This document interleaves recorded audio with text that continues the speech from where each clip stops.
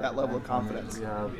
I think just because there's a lot of competition in that receiving room right now, which is obviously going to create depth. So I think, during going into fall camp, those guys are competing for a job right now. They're competing to get out there, and they know that if they don't make plays, guys behind them are going to make plays as well. So I think that that competition is going to help them on the field, because those guys are going to know, okay, somebody's pushing me behind me. I'm going to have to keep getting better every day. Is it do you notice a lot of opportunity out there and stuff like that? So many young guys. How do you envision? Last year, so many guys you went to said they were Thomas kind of a lot. Here and now we're off. Are you the quarterback? You like, hey, if you have two guys, you're fine with that, or do you want to be the guy who's throwing it to 5, 6, 7 guys? I like to throw to whoever's open, and I think that's kind of my mentality. And I think we definitely need to get the tight ends more involved, because we have a lot of depth at that position as well this year. So, being able to get them involved will help us a lot more, with our run game and our pass game as well. So, not only those receivers, but I like to spread the ball around to whoever. So, whether it's a running back, tight ends, or receivers. That's everyone's favorite question for the tight ends. So. Yeah. Everyone's favorite question. Rose to be in one of the leaders of the defense right now. Is it weird that you're kind of already the guys kind of on Lao defense Smith down here in Vegas? What did he mean to you in this program to have him around? Pretty quick rise for so consistently, right up until the end. Yeah, he meant everything to this program, and obviously I think a very sad day, around the Boise State community, just because Lao Smith was the picture of Boise State football and the legend of Boise State football, and represented everything that I think this program wants to be. And our thoughts and prayers go out to his family and the whole community as well, just because I think this is a big loss.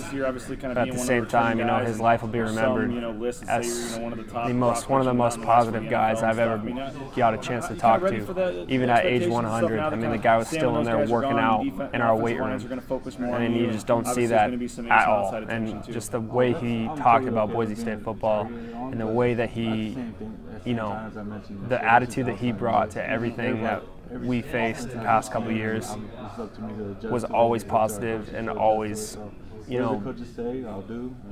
pro Bronco. He always he knew, and at the same time, he's like, we're going to have a tough schedule, and we're going to go through adversity, but we're going to get back to that Bronco way. That's kind of what he called it. So I think that's going to definitely be more motivation for us this year, is to, get back to that Bronco way that Coach Smith talked about. With when you kind of talk about that, what has you most intrigued about this season for you guys? Harsin said, there's a lot to prove for Boise State. That, the Mountain Division, those guys have obviously, are starting to try to catch up to you guys. What is different about this season, and what's pushing you guys this season?